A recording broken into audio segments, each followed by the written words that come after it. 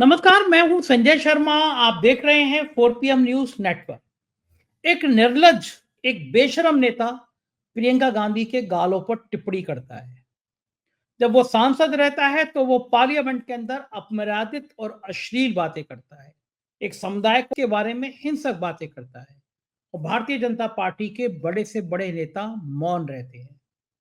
क्या भारतीय जनता पार्टी और राष्ट्रीय स्वयंसेवक संघ के मन में महिलाओं के प्रति कोई सम्मान नहीं बचा? अगर बचा है तो ऐसे बेशरम नेता को अभी तक भाजपा से बाहर क्यों नहीं किया गया? ये बात मैंने पूछी अजय शुक्ला जी से बातचीत में। जाने माने पत्रकार हैं, देश के बड़े बड़े अखबारों के संपादक रहे हैं। मैंने उनसे कई मुद्दों पर बातचीत करी। उत्तर प्रदेश में योगी आदित्यनाथ को हटाने के लिए जो दिल्ली दरबार साजिश रच रहा है, उस साजिश का अंत क्या होगा? क्या मोदी योगी को हटा देंगे या योगी मोदी को पलट देंगे? इसके पीछे की रणनीति क्या है? ऐसे तमाम मुद्दों पर मैंने बात की। अजय जी से पूछा कि छत्तीसगढ़ में एक पत्रकार की जिस तरह बेरहमी से हत्या कर दी जाती है, क्या देश में अब खौफ का माहौल इतना बन गया है कि पत्रकार बोल नहीं पाता? बहुत शानदार बातचीत है, बहुत अच्छी बातचीत है। मेरा अनुरोध है आपसे पूरी बातचीत सुनिएगा। अजय जी के पास चलूँ उससे पहले मैं आप उन सभी लोगों का शुक्रिया अदा करना चाहता हूँ। कल मेरा जन्मदिन, आप लोगों ने जिस अभूतपूर्व तरीके से मेरे को फ़ोन और मैसेज किए, वो मैं उन सब के लिए आप सबका तहे दिल से आभार व्यक्त करता हूँ। अनुरोध करता हूँ, एक खास शो आ रहा है अगले 24 घंटे में, जिसकी टीम केजरीवाल, सारे लोग पहली बार एक जगह बैठेंगे, जिसमें दिल्ली की मुख्यमंत्री आतिशी होंगी, मनीष सिसोदिया होंगे, अरविंद केजरीवाल होंगे, सत्येंद्र जैन होंगे, सौरभ भारद्वाज होंगे। इन सब लोगों के साथ बैठ के मैंने बातचीत की। अगले 24 घंटे में ये पूरा इंटरव्यू सुनेंगे। बहुत रोचक इंटरव्यू है। तो अभी से 4 PM को आप सब्सक्राइब करिए, ज्वाइन करिए। चलते हैं अजय शुक्ला जी के। 4 PM न्यूज नेटवर्क पे स्वागत है अजय शुक्ला जी आपका। प्रियंका गांधी के गालों जैसी सड़कें बनवा दूंगा, ये भारतीय जनता पार्टी के नेता उस विधूड़ी के शब्द हैं। विधूड़ी लोकसभा में जो मुस्लिम कम्युनिटी के लिए विवादित बोल बोल चुके हैं, शर्मनाक बोल बोल चुके हैं। भारतीय जनता पार्टी को उससे कोई फर्क नहीं पड़ता। ऐसे निंदनीय, ऐसे निर्लज्ज नेता को टिकट दिया जाता है तो प्रियंका गांधी जैसी बहादुर महिला के ऊपर ऐसी अभद्र टिप्पणी करता है। प्रधानमंत्री ने अभी तक विधूड़ी को पार्टी से नहीं निकाला। क्या ये भारतीय जनता पार्टी अब इस हद तक उतर आई है कि महिलाओं के प्रति इतनी अपमानजनक टिप्पणी करने वाले नेता का महिमा मंडन कर रही है, उसको चुनाव लड़ा रही है? जो बड़े बड़े बातें थे कि नारी का सम्मान, नारी का पहचान, ये सब बातें क्या हवा हवाई हैं? राजनीति कितनी और गिरेगी? अजय शुक्ला जी, आप बड़े बड़े अखबारों के संपादक रहे हैं, इतना गिरा हुआ स्तर कभी आपने पहले देखा? क्यों विधिगुड़ी को अभी तक किनारे किया नहीं जा रहा? बीजेपी की मजबूरी क्या है? देखिए, मैं समझता हूं कि इससे ज्यादा गिरी हुई बात नहीं हो सकती है। और जिस तरीके से विदुड़ी ने संसद में कहा था, उससे ये पता चलता है कि भारत में अल्पसंख्यक अब सुरक्षित नहीं है। उनके लिए किस तरह के शब्द बोले जा रहे हैं, क्या है। विदेशों में जाकर के नरेंद्र मोदी अपनी यह छवि देने की कोशिश करते हैं कि वो तो अल्पसंख्यकों का उतना ही ख्याल रखते हैं जितना दूसरे भारतीयों का रखते हैं, और वो सबके समर्थक हैं, सबके स्वतंत्र जीवन के लिए वो हैं। वो भारत में ही जब ख्वाजा मोइनुद्दीन चिश्ती के दरगाह पर चादर भी बेचते हैं, लेकिन दूसरी तरफ नरेंद्र मोदी ही अपने भाषणों में उन मुस्लिम समुदाय के लोगों को कपड़ों से पहचानने की बात करते हैं, दूसरे और अल्पसंख्यक समुदायों को कपड़ों से पहचानने करते हैं। क्यों? क्योंकि जो सिख हैं वो पगधारी हैं और दूसरे तरह से पहनते हैं। इसी तरीके से ईसाई के कपड़े पहनने का स्टाइल थोड़ा सा चेंज है, और इसी तरीके से मुस्लिम्स का है, बौद्ध का भी काफी हद तक चेंज है। तो अब आप समझ सकते हैं कि उनको कपड़ों से पहचानने का यह स्थिति है। फिर आपको याद करिए, अभी लोकसभा चुनाव के दौरान नरेंद्र मोदी ने कहा था कि वो तुम्हारे जिनके ज्यादा बच्चे हैं वो ले जाएंगे, आपकी जमीन बंटवा लेंगे, आपकी भैंस खुलवा लेंगे, आपका मंगलसूत्र ले जाएंगे, और न जाने क्या क्या कहा था। अब आप सोचिए, जब आप इस तरीके से उनको वो करते हैं और कोसते हैं कि ज्यादा बच्चे वाले, यदि हम इस स्थिति में देखें तो मुस्लिम ने अपनी आबादी को सबसे ज्यादा कंट्रोल किया है हिंदुस्तान के अंदर, और ये खुद भारत सरकार के आंकड़े बताते हैं, मैं नहीं कह रहा हूं।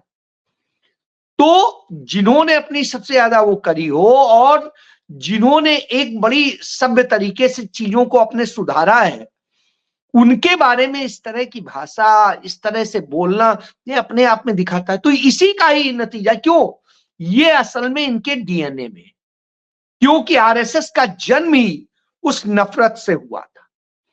तो वो है, और उसी का नतीजा है कि संसद को अपवित्र किया विदुरी ने। संसद के भीतर एक सांसद को जिस तरह के शब्द बोले, वो शब्द हम आप नहीं बोल सकते हैं। निश्चित रूप से उससे ज्यादा दुखद नहीं था। और अब वही व्यक्ति, उसको पहले आपको याद होगा कि राजस्थान में चुनाव के समय भी प्रभारी बना के भेजा गया था, और उसके बाद में उसे अब दिल्ली में इतनी महत्वपूर्ण सीट से टिकट दे दिया जाता है।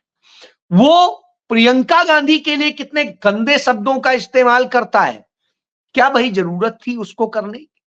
और महिला सम्मान की बात लाल किले से खड़े होकर के नरेंद्र मोदी ने कही थी। हालांकि जिस समय वो ये कह रहे थे, उसी समय महिलाओं से रेप करने वालों को छोड़ा जा रहा था, उनकी सजा माफ की जा रही थी। याद करिए गुजरात में बिल्किस बानो के, क्यों? क्योंकि वो उस तरह से। तो प्रियंका गांधी के लिए इतने गंदे शब्द बोले जाते हैं, कोई आवाज नहीं निकलती है। नहीं निकलती है जब आतिशी मरलेना के लिए बोला जा रहा है, उसके लिए तो यह भी कह दिया कि अपने बाप को बदल लिया है। अब आप सोचिए, किसी को कहेंगे बाप को बदल लिया है, किसी के और शारीरिक उस पर आप टिप्पणी करेंगे, जिस तरह से करेंगे, इससे लगता है कि कितनी बुरी स्थिति है और किस तरह के हाल में। और जब आप यह बोलते हैं तो निश्चित रूप से आप दिल्ली का भी अपमान करते हैं, इस देश के नागरिकों का भी अपमान करते हैं, और इस देश के संस्कार सभ्यता का भी अपमान करते हैं, जो हमारे देश में नारी को देवी कहता है।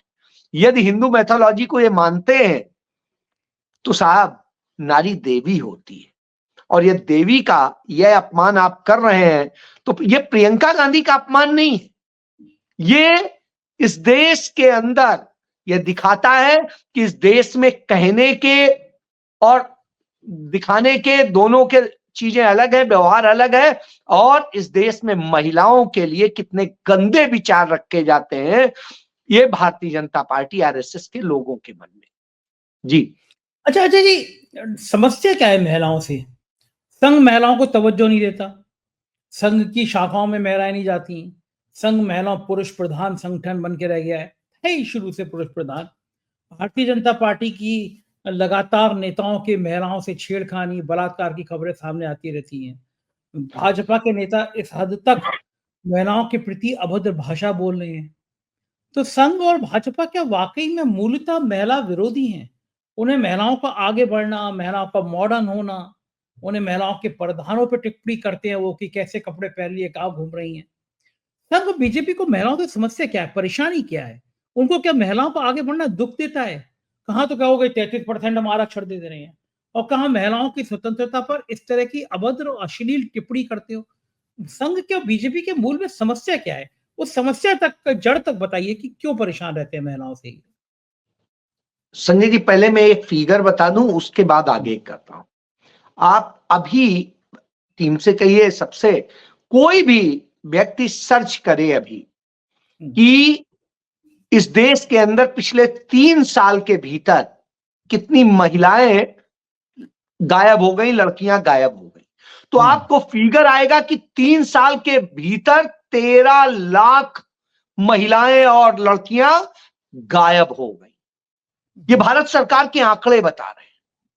13 लाख यदि ये गायब हो गई महिलाएं और लड़कियां, तो इसका मतलब है कितना सुरक्षित है वो, जा कहां रही हैं, कहां इस्तेमाल हो रहा है, क्या किया जा रहा है। आपने अभी हाल में एक किस्सा सुना कि केरल की एक लड़की, जो हिंदू इत्तेफाक से लड़की, वो गई थी, उसे किस तरीके से गायब करके ले जाया गया था। वो केरल में वो कर रही थी और उसका शोषण हुआ, उसने उसको मार दिया और जिसके कारण उसे फांसी की सजा हुई है। उसने जो किया मैं उसे जस्टिफाई करता हूं कि जिस तरह से महिला के साथ इस तरह का व्यवहार हो रहा था तो उसने किया, लेकिन हमारे यहां से ऐसी कितनी गायब हो रही होंगी। उसको तो फांसी की सजा हो गई, इसलिए हम चर्चा भी कर ले रहे हैं, हमारे लाइमलाइट में आ गया, नहीं पता नहीं चल रहा है। तो हमारी बच्चियां जा कहां रही हैं, महिलाएं जा कहां रही हैं? क्या प्रधानमंत्री सिर्फ कहने भर के लिए महिला सम्मान की बात करेंगे और सिर्फ गुजरात की बात करेंगे तो वहीं करीब जो है 40,000 से ऊपर महिलाएं गायब हो चुकी हैं, लड़कियां गायब हो चुकी हैं। अब ये हालत है यदि देश में, तो अपने आप में चिंताजनक है। बहरहाल अब आता हूं, आरएसएस जब से बनी है आपने देखा है कि आरएसएस का कभी कोई प्रमुख, उप प्रमुख, उसकी थर्ड लाइनर, फोर्थ लाइनर कभी कोई महिला बनी है क्या? नहीं बनी है। महिलाओं को कोई तवज्जो है कि नहीं? नहीं है। वहां महिलाओं का इस्तेमाल होता है और जहां सिर्फ इस्तेमाल होता हो वहां आप यही देखेंगे। और महिलाएं जो आती हैं उनके यदि उसको आप पढ़ेंगे और देखेंगे तो वो जिस तरह से अपना बैकग्राउंड बताती हैं तो वो अपने आप में चिंताजनक हो जाता है। मैं किसी का नाम नहीं लेता हूं, लेकिन आप सर्च कर लीजिए, उनके यहां जो महिलाएं हैं तमाम सारी ऐसी दिखाई देंगी। तो इसलिए अपने आप में उनके असल में महिलाओं का, और ये बात मैं नहीं कह रहा हूं, भारतीय जनता पार्टी की सतना से एमएलए थी, अब अभी पीछे उनकी डेथ हो गई, उन्होंने भरी सभा में कहा था कि भारतीय जनता पार्टी में वही महिला आगे बढ़ सकती है, रह सकती है जिसके पास पैसा भी हो और वो अपनी देह समर्पित करने को तैयार हो। ये मैं नहीं कह रहा हूं, ये उन भारतीय जनता पार्टी की विधायक ने यह बात कही थी। अब आप सोच लीजिए, यदि भारतीय जनता पार्टी की विधायक भारतीय जनता पार्टी के इस सच को बता रही थी तो निश्चित रूप से यह चिंताजनक। हमें समझना चाहिए कि आखिर भारतीय जनता पार्टी महिलाओं के बारे में क्या सोचती है। इससे पूरी चीज क्लियर। अब मैं किसी का चूंकि नाम नहीं लेना है, किसी को हमें मोलेस्ट नहीं करना है, किसी की मर्यादा का नहीं वो करना है, लेकिन बीजेपी की कई महिलाएं मेरे अपने नॉलेज में हैं जिन्होंने न जाने क्या क्या समर्पित किया और या उनसे क्या क्या हासिल कर लिया गया। तो उस स्थिति में मैं बहुत कुछ जानता हूं, इसलिए मुझे उससे ज्यादा बोलना ठीक उचित नहीं होगा। ठीक ठीक भी नहीं है। लेकिन एक चीज और बड़ी घटना सामने आई है और बड़ी सनसनीखेज है। भाजपा शासित राज्यों में अपराधों के बढ़ना तो आम बात है, लेकिन जिस तरह एक पत्रकार जो भ्रष्टाचार के मामले को उजागर कर रहा था, उसको मार कर और दफना दिया गया उसको ये घटना कितनी भयावह है, कितना डराती है सिस्टम को। कोई फर्क नहीं पड़ रहा, कुछ भी पत्रकारों की इस तरह हत्या हो जा रही है भाजपा शासित राज्यों में। क्या, किस तरफ ये राज्य जा रहे हैं, किस तरफ ये देश जा रहा है? देखिए संजय जी, हम लोग एक कहानी उपन्यास की सुना करते थे, उस पर फुल फिल्म भी बनी, मुगले आजम है, कि किस तरीके से अनारकली जो प्यार करती थी उसे चुनवा दिया गया और न जाने क्या क्या किससे सुनो। चलिए, वो तो एक इंटरटेनमेंट था, एक कहानी थी, लेकिन इस घटना ने जितना दर्दनाक स्थिति है, हम पत्रकारों को इसको लेकर के निश्चित रूप से एक आवाज बुलंद करनी चाहिए। वो एक बेहतरीन सा लड़का था, कोई बहुत उम्र नहीं थी, एक संघर्ष कर रहा था और न्याय की बात कर रहा था। वो आवाज बनता था सच की, और उनकी जो दर्द से पीड़ित है, कराह रहे हैं, निश्चित रूप से जो पत्रकारिता का धर्म होता है उसे वो पूरा कर रहा था। उसने वो खुलासा किया कि रोड में किस तरीके से धांधली हो रही है और क्या हो रहा है। साहब ठेकेदार ने पकड़वा लिया और फिर सोचिए, अपने घर पे कुल्हाड़ी से मार डाला और चुनवा दिया उसने। वही स्थिति जो फिल्म में दिखाई गई थी कि हाँ उसको चुन दिया गया, यहां उनको चुन दिया गया। दीवार में चुनवा देने जैसी या उसमें चुनवा देनी जैसी स्थिति यदि हो तो इससे ज्यादा दर्दनाक क्या हो। हमने सुना है कि गुरु गोविंद सिंह जी के बेटों के साथ इस तरह से हुआ था। आज हम वो चीज प्रत्यक्ष देख रहे हैं कि एक पत्रकार के साथ में हो रहा है, वो भी पत्रकार के साथ हो रहा है। आप सोचिए, जब वो नहीं सुरक्षित है तो और कौन सुरक्षित होगा। और अब तक भारतीय जनता पार्टी के किसी नेता ने इस पर दुख नहीं जताया। ये आप सोचिए, ये बता रहा है कि किस तरह, जबकि एडिटर्स गिल्ड ने इसको लेकर के लिखा भी है चिट्ठी, बावजूद इसके न प्रधानमंत्री बोला, न गृह मंत्री बोला, न और कोई बोल रहा है। तो ये है स्थिति है असल में, क्योंकि ये किसी के हैं नहीं, ये अन्याय के साथ खड़े होने वाले लोग हैं। न ये न्याय दे सकते हैं, न महिलाओं को सम्मान दे सकते हैं, न कोई ईमानदारी से कर सकते हैं। इस कारण से इनसे ये स्थिति है। जी ठीक कह रहे थे जी। कुछ राजनीति की बात करते हैं। आप उत्तर प्रदेश के बड़े बड़े अखबारों के संपादक रहे हैं। उत्तर प्रदेश की राजनीति को आप हथेली की तरह जानते हैं। एक चीज जानते हैं उत्तर प्रदेश की राजनीति में, उत्तर प्रदेश की राजनीति में कुछ कुछ वैसा माहौल बनाया जा रहा है जैसा योगी आदित्यनाथ के खिलाफ पहले सैकड़ों विधायक धरने पर बैठ गए थे विधानसभा में। एक एक करके क्रम वाइज मैं आपको बताता हूं। पहले आशीष पटेल, अनुप्रिया के पटेल के पति, अनुप्रिया पटेल ने चिट्ठी दी थी योगी जी के राज में पिछड़ों की भर्ती में बड़ा गड़बड़ चल रहा है। योगी महाराज नाराज थे कि मेरे लिए ऐसी चिट्ठी दी गई। आशीष पटेल पे आरोप है कि उन्होंने पदोन्नति के मामले में सैकड़ों करोड़ रुपए बना लिए। तो अकेला एक मंत्री क्या बना रहा है? यहाँ तो कुएं में भांग गिरी हुई है, ढेर मंत्री बना रहे हैं। जितिन प्रसाद ने तो अपने पीडब्ल्यूडी के ट्रांसफर में 400 करोड़ का खेल किया। योगी आदित्यनाथ ने पकड़ा, उनके पीएस को वापस कर दिया, विजिलेंस जांच हुई, ठंडे बस्ते में चली गई। लेकिन आशीष पटेल योगी आदित्यनाथ के कैंप के विरोधी हैं, दिल्ली कैंप के आदमी हैं। उनकी घेराबंदी हुई और घेराबंदी के बाद में आशीष पटेल ने आरोप लगाया, एसटीएफ को खुलेआम चैलेंज दिया कि क्या टांग में गोली मारते हो, हिम्मत हो तो मेरे सीने में मारो। यानी योगी सरकार के एक कैबिनेट मिनिस्टर ने कबूल किया कि एसटीएफ जानबूझकर टांग पे गोली मारती है। दो बातें हैं, या तो मंत्री झूठ बोल रहे हैं तो उनको मंत्रिमंडल से बर्खास्त करें, या मंत्री के आरोप को सही माने तो एसटीएफ को भंग करें, क्योंकि मिनिस्टर कह रहा है कि टांग पे गोली मारती है, सीने पे मारो। कांग्रेस ने इस मुद्दे को उठाया और ने कहा कि अगर भ्रष्टाचारी है मंत्री तो उसको मंत्रिमंडल से बाहर करो, वरना एसटीएफ पे जो आरोप लगाए गए उनको स्वीकार करो। मतलब दिल्ली बनाम यूपी की जंग तेज हो गई। फिर अचानक फोटो आए सामने कि रायबरेली से मिनिस्टर दिनेश प्रताप सिंह को प्रधानमंत्री जी चाय पिला रहे हैं। सब जानते हैं कि अदिति सिंह और दिनेश सिंह में पटती नहीं है। अदिति सिंह योगी आदित्यनाथ के कैंप की, दिनेश सिंह विरोधी माने जाते हैं। फिर राजभर चले गए प्रधानमंत्री से चाय पीने के लिए। और फिर नंद किशोर गुर्जर का बयान आ गया कि यूपी में तो 50,000 गाय काटी जा रही हैं। फिर एक जिले के 6-7 विधायकों ने कहा कि एसपी को हटाइए, सब विधायक इकट्ठे होकर योगी के यहाँ आ गए धरने पे। इसका मतलब यह है कि योगी को हटाने की पटकथा क्या तैयार की जा रही है? ऐसे तो नहीं हटा पाएंगे, क्योंकि योगी आदित्यनाथ हिंदुत्व का एक बड़ा चेहरा बन गया, मोदी से कम नहीं है वो। लेकिन विधायकों से विद्रोह कराया जाए और यही सूरत बचती है योगी को हटाने की, क्योंकि सब जानते हैं जनता पार्टी सरकार चुनती है, जनता ने चुन ली है सरकार आनी चाहिए, लेकिन मुख्यमंत्री कौन बनेगा ये विधायक चुनते हैं। और ये बात भी सब जानते हैं कि विधायक मुख्यमंत्री से खुश नहीं है। तो क्या दिल्ली बड़ी सफाई से एक पटकथा रच रहा है कि विधायकों से विद्रोह कराया जाए और विद्रोह कराने के बाद योगी आदित्यनाथ से कहा जाए कि इसको समझाओ, ठहराओ, खत्म कराओ। योगी आदित्यनाथ खत्म नहीं करा पाए तो उनसे कहा जाए कि आप केंद्र में आ जाओ। क्या कुछ इस तरह की सुगबुगाहट सुनाई पड़ रही है? आशीष पटेल खुलेआम कह रहा है कि मैं योगेश वर्मा जैसा नेता विधायक नहीं हूं, तो थप्पड़ खा के चुप हो गया। कुर्मी जाति से आते हैं, पिछड़ों की गोलबंदी अखिलेश यादव करने में जुटे हैं। यूपी का जो सीन बन रहा है, आपको क्या लग रहा है? दिल्ली बड़े सफाई से योगी के पर कतर रहा है, क्या खेल क्या है?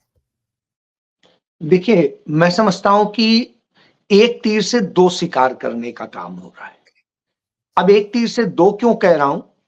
एक तो योगी को निपटाना है, वो एक वजह है। उसके लिए आज से तो है नहीं, नरेंद्र मोदी की चॉइस भी नहीं थे आदित्यनाथ।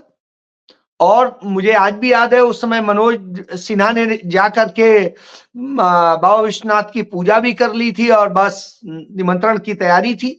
उधर मौर्या भी लगे हुए थे कैंप वो करने के लिए अमित शाह के जरिए।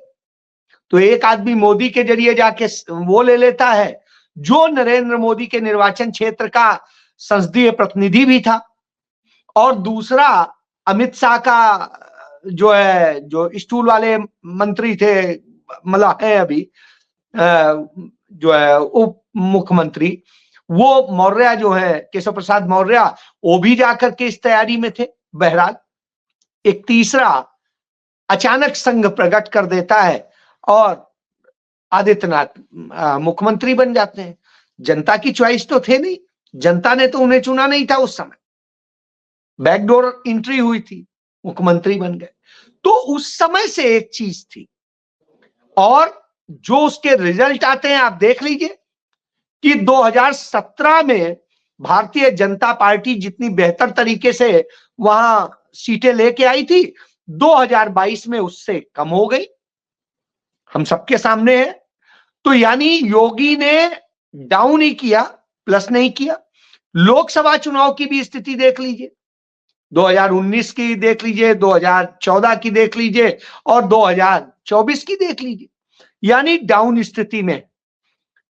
तो योगी को निपटाना तो चाहते हैं, अब निपटाने के लिए क्या तरीके लिए जाए, तो एक उन्हें निपटाना है और दूसरा उनको भी निपटाना है जो कमजोर कड़ियां हैं।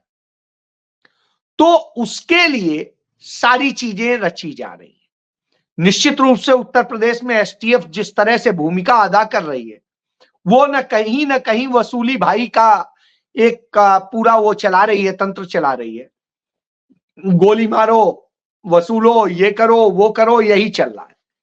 तो एक वर्दीधारी गुंडा बना दिया गया है, हालांकि एसटीएफ में वर्दी नहीं पहनते हैं सामान्य तौर पे। तो आप इससे समझ लिए, मेरे सामने एसटीएफ बनी थी जब कल्याण सिंह ने उसे बनाया था, पहली बार 6 महीने के लिए बनाया था, और श्री प्रकाश शुक्ला को इनकाउंटर करने के लिए बनाया था।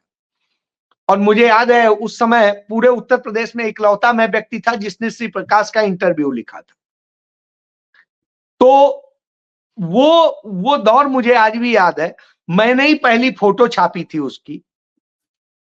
तो वो समय का मुझे याद आता है। तो इस तरह से करके तब से चीजें चली आ रही। तो वो एसटीएफ जो एक समय में सुपर कॉप दिख रही थी, बड़े अच्छे अच्छे ऑफिसर्स रहे, कुछ भी हो, अरुण कुमार से मेरी पटती नहीं थी, लेकिन अरुण कुमार एक अच्छे अफसर थे, सत्येंद्र वीर सिंह एक अच्छे अफसर थे, राजेश कुमार पांडे एक अच्छे अफसर थे। इस तरह के तमाम अफसर थे जिन्होंने एसटीएफ का नाम रोशन किया। और राजेश पांडे जैसे ये लोग हैं जो बेदाग हैं, जिनके ऊपर आज तक कभी दाग नहीं है, और ये भी नहीं कोई कह सकता कि ये फर्जी इनकाउंटर वाले लोग। तो उस तरह के लोग थे। आज स्थिति क्या है? आज स्थिति है, जो इनकाउंटर होता है आप देख लीजिए, एक इनकाउंटर आपको दिख जाए। इवन पंजाब से, अब तो पंजाब को अपने यहां भरोसा नहीं है, पंजाब वहां से अपने बंदे भेजता है कि हम भेज रहे हैं इनको, आप अपने यहां पीलीभीत में निपटा दो। तो ये हाल हो रहा है, और जब ये हाल हो रहा हो, निश्चित रूप से अपने आप में चिंताजनक है। तो आज एसटीएफ की छवि ये बन चुकी है। निश्चित रूप से जो ये बना है, ये अपने आप में एक ऑर्गेनाइज्ड क्राइम का, और मुझे इस पर जस्टिस आनंद नारायण मुल्ला जी का, वो सुप्रीम हाई कोर्ट के जस्टिस थे, चीफ जस्टिस थे, उनका एक वो कोर्ट आता है जजमेंट कि उत्तर प्रदेश पुलिस संगठित अपराधियों का एक गिरोह है। तो आज हम उसे बिल्कुल प्रत्यक्ष देख रहे हैं। तब तो छोटी छोटी बातों पे कहा गया था, आज वास्तव में देख रहे हैं, और वही हो रहा है। बहरहाल तो ये है। तो आशीष पटेल ने वही बात उठाई, स्वाभाविक सी बात है। निश्चित रूप से आशीष पटेल भी तमाम भ्रष्टाचार में लिप्त है, इसमें कहीं कोई दो राय नहीं, तमाम चीजें सामने आ रही हैं। यानी भ्रष्टाचार किसके नाक के नीचे हो रहा है? आदित्यनाथ के नीचे। और खुद जो उनके अंडर में तमाम विभाग है, उन्हीं में आप देख लीजिए। आपको याद होगा कि पुलिस अफसरों के ट्रांसफर पोस्टिंग में पैसे चलने का एक व्हाट्सएप के जरिए अफसरों के बीच की चैट वायरल हो गई थी। उन दिनों मैं हिंदुस्तान का ही संपादक हुआ करता था, और मुझे याद है कि उसको लेके तमाम अफसर बेचारे नप गए थे। एक हिमांशु होता था फिरोजाबाद में, एसएसपीओ नप गया था। अजय पाल सिंह जो इस समय शायद पुलिस कमिश्नर है फैजाबाद इलाहाबाद का, वो था। और इस तरह से तमाम सारे लोग थे जो तमाम नपे। तो ये वसूली का तंत्र चल रहा है। अब आइए आप इसके आगे, इस वसूली के तंत्र के बाद में आपने जैसे बताया कि किस तरीके से जतिन प्रसाद के यहां क्या खेल हो रहा था, ऐसे ही और तमाम जगह खेल हो रहा है। वित्त मंत्री जो हैं उनके विभाग में जिस तरीके से खेल हो रहा है, आप पता करिए कि जितने वित्त अधिकारी हैं और सब अधिकारी हैं उनके ट्रांसफर पोस्टिंग कैसे, किस उनका क्राइटेरिया क्या, उनका क्राइटेरिया ही ट्रांसफर पोस्टिंग का पैसा। तो इस तरह से तमाम विभागों में चल रहा है। तो नरेंद्र मोदी उन्हीं सब में घेरना चाहते हैं कि हम एक चीज नहीं, आप असफल मुख्यमंत्री तो हो ही, साथ में करप्शन वाले मुख्यमंत्री भी हो। और याद कर लीजिए, इसी उत्तर प्रदेश के, चूंकि मेरा मित्र ही था, मथुरा से एमएलए था और वो ऊर्जा मंत्री था, याद करिए बिजली विभाग में घोटाला हुआ था 800 करोड़ जाने कितने का, सब खामोश हो गया। तो इस तरह से तमाम सारे खेल हुए और उनपे खामोशी से साध ली गई। और तमाम विभागों में ये हो रहा है। जब ये हो रहा हो उस स्थिति में इससे निपटने का क्या है? हर जगह भ्रष्टाचार है, हर जगह वो है। और इसके बाद यदि योगी आदित्यनाथ खुद को हिंदू चेहरा और सब कुछ प्रस्तुत करते हैं तो नरेंद्र मोदी के लिए तो तकलीफ होगी ही, क्योंकि नरेंद्र मोदी का अपना खतरा ये है कि वो चाहते हैं कि कोई ऑप्शन ना बन पाए। यदि ऑप्शन बन गया तो आरएसएस उन्हें कभी भी निपटा सकती है और उम्र अब हो चली है। तो ऐसी स्थिति में अब नरेंद्र मोदी कैसे बचें, यानी जो है बकरे की मां कब तक खैर मनाएगी वाली स्थिति है, तो वो स्थिति है। तो वो चल रहा है असल में उत्तर प्रदेश में। और उसके कारण उत्तर प्रदेश तमाम तरह की समस्याओं से वो है। आप एक चीज देखिए, आज उत्तर प्रदेश के जो तमाम जिले हैं, तमाम जिले उस स्थिति में हैं जो आर्थिक तौर पे महागरीबी का शिकार है, बुरी स्थिति है। लेकिन साहब उस पर ध्यान देने के लिए नहीं, तमाम व्यवस्थाएं भंग है, अपराध इतना हो गया है। गाजियाबाद में थानेदार को लूट लिया जाता है उसी के क्षेत्र में। ठीक बात है। अब सोचिए आप क्या सुरक्षित होगा। अंधेर नगरी चौपट राजा, टकासेर भाजी टकासेर खाजा। बहुत बहुत शुक्रिया अजय जी, आपने इतनी सारी बातचीत की। थैंक यू सर, आभार। तो ये थे अजय शुक्ला जी, और किस बेबाक तरीके से उन्होंने उत्तर प्रदेश की राजनीति, एसटीएफ की कहानी और भाजपा और संघ के रिश्तों के बारे में बात करी। मुझे उम्मीद है ये बातचीत पसंद आई होगी। आपकी राय का मुझे इंतजार रहेगा। शुक्रिया, थैंक यू।